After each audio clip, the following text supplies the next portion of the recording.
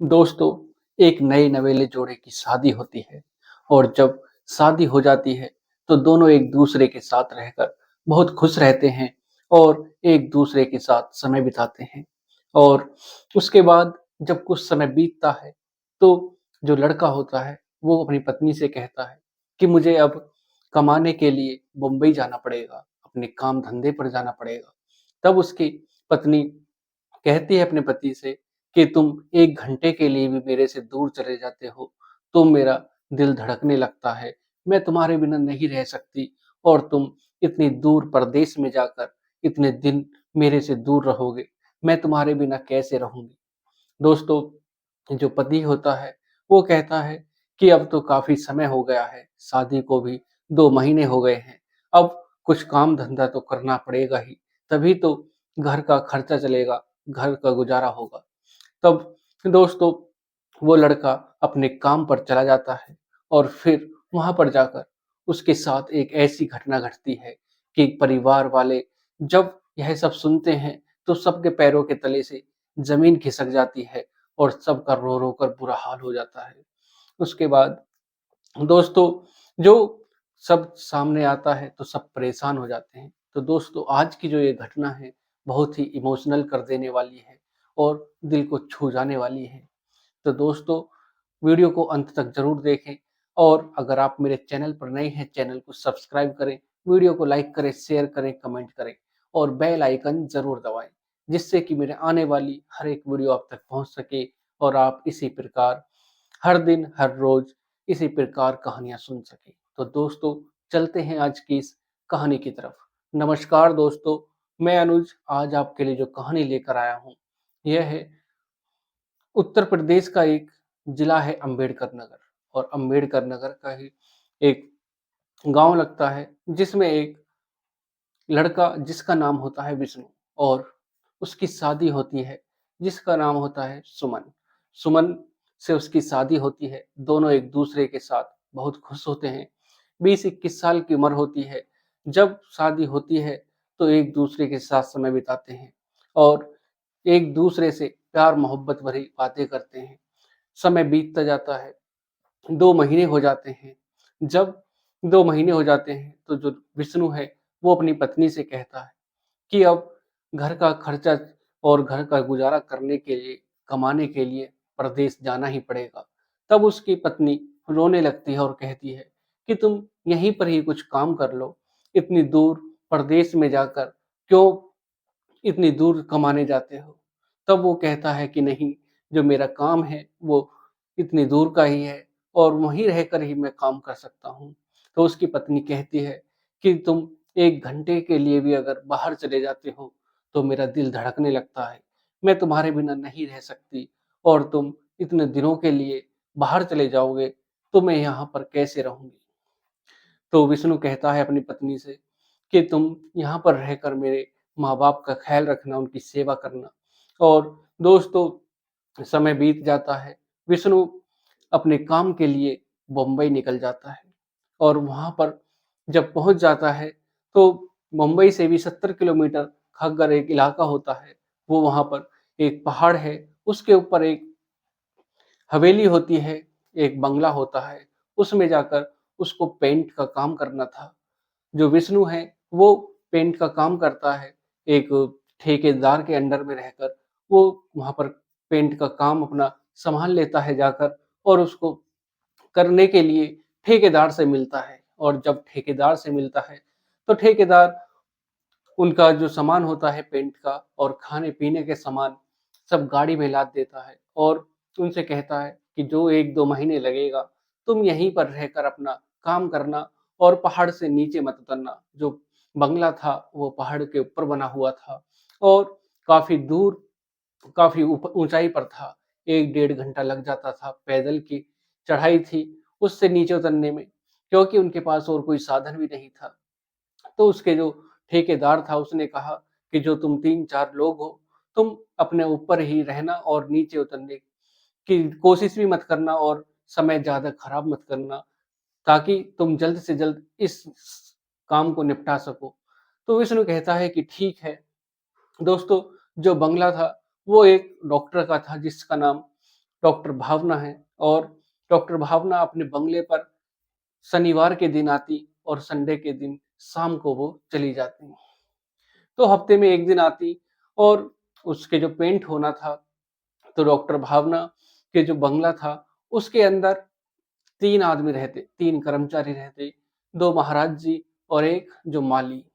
महाराज जी खाना-पीना बनाने की काम करते और जो माली उनके गार्डन वगैरह की रखवाली और उसकी साफ-सफाई करता।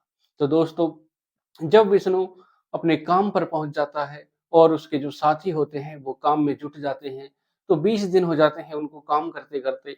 एक दिन विष्णु सामान का डिब्बा जो पेंट का डिब्बा होता है उसको लेने के लिए जैसे ही सामान की तरफ जाता है, तो वहाँ से डिब्बा उठाता है, तो उसके पैर में तुरंत एक अचानक एक साँप काट लेता है और वो चिल्लाना शुरू कर देता है।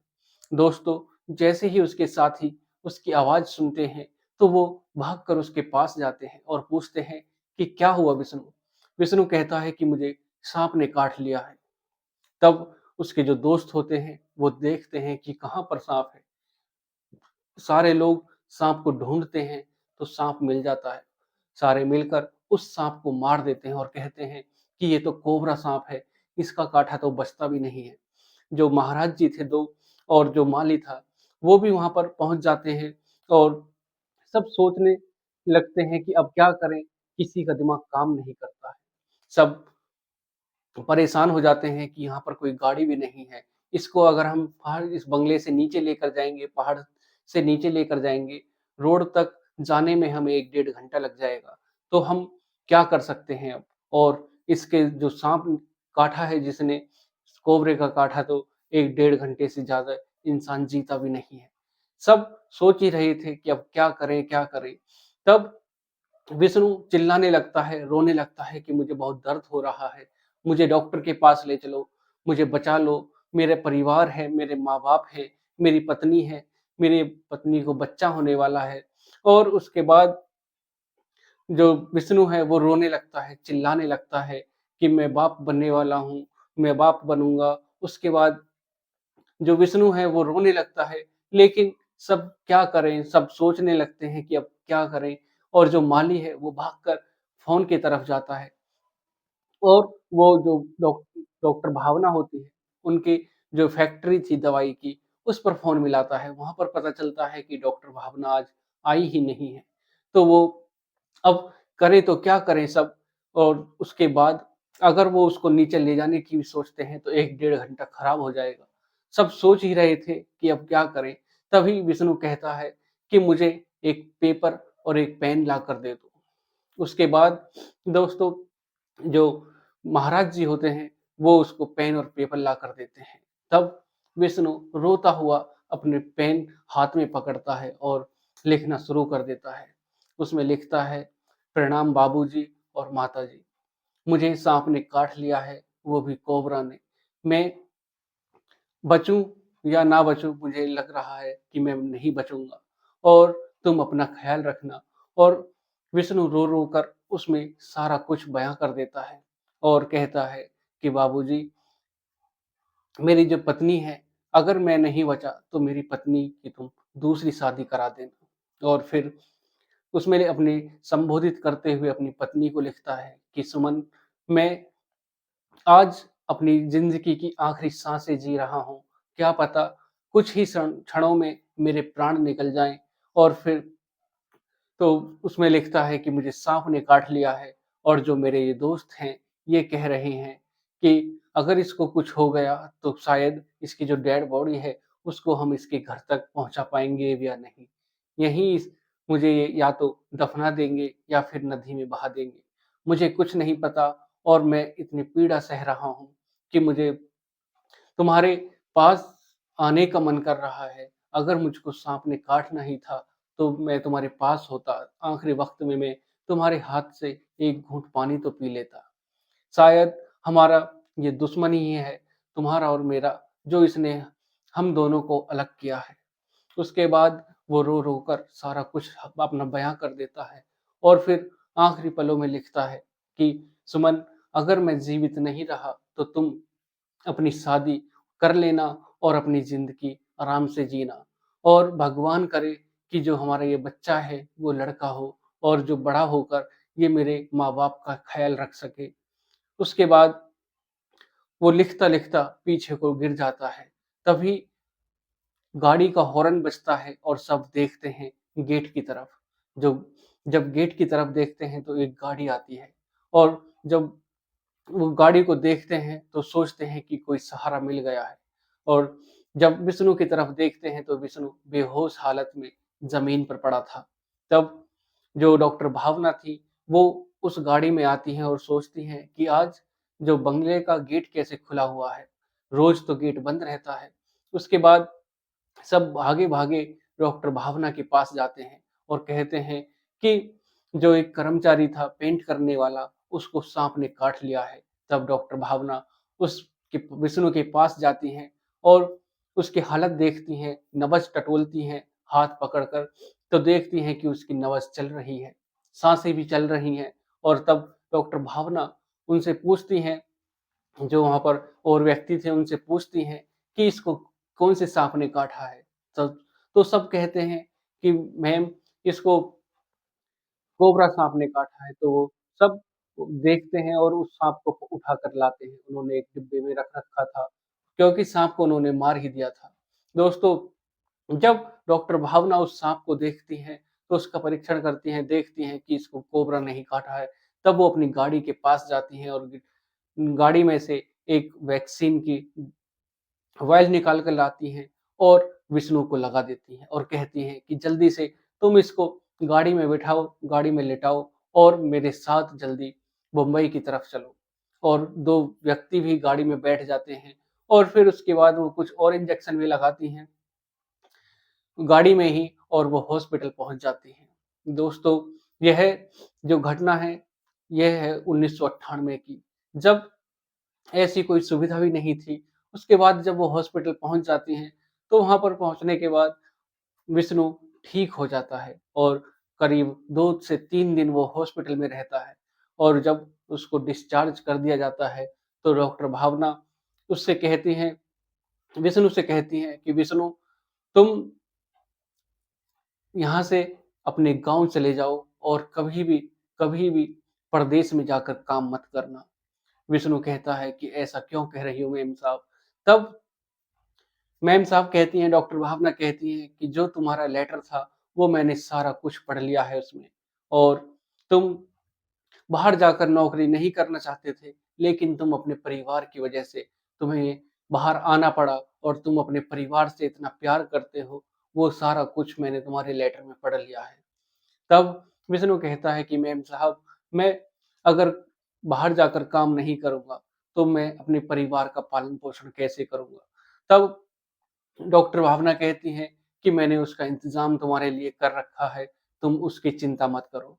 डॉक्टर भावना ने कुछ बड़े लोगों से, कारोबारों कारोबारी लोगों से कुछ पैसे इकट्ठे किए थे और विष्णु को देकर कहा कि तुम अपने गाँव जाकर कुछ अपना काम-धंधा कर लेना, जिससे कि तुम अपने परिवार के साथ रहो और अपनी बीवी-बच्चों के साथ रहो।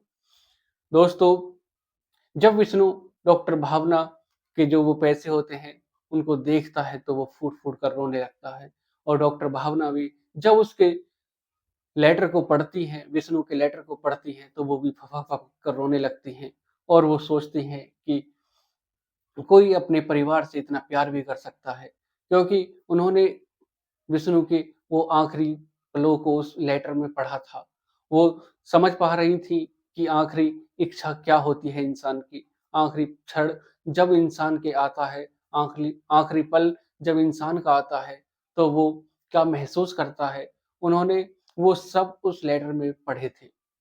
तो दोस्तों, विष्णु को कार में बैठाया जाता है और उसको पैसे दे दिए जाते हैं और 2 व्यक्ति विष्णु को लेकर उसके गाँव पहुँचते हैं और जब विष्णु अपने गाँव पहुँचता है, अपने घर पहुँचता है, तो जैसे ही उसके माँ-बाप उसको देखते हैं कि विष्णु इतनी जल्दी वापस कैसे आ गया और वो भी इस हालत में, तब उसकी सुमन जो पत्नी होती है, वो घर से बाहर आती है और उसकी विष्णु को देखती है, तो उससे लिपट कर रोने लगती है कि तुम्हें क्या हुआ? उसके बाद दोस्तों, जो व्यक्ति आए हुए थे 2 उस विष्णु के साथ, वो सारी कहानी बताते हैं। पूरे परिवार में रो-रो कर बुरा हाल हो जाता है और उसके बाद दोस्तों जो 2 व्यक्ति थे, वो भी अपना वापस चले जाते हैं और विष्णु अपने परिवार के साथ वो अपने गाँव में ही रहकर अपना पालन-पोषण करना शुरू कर देता है।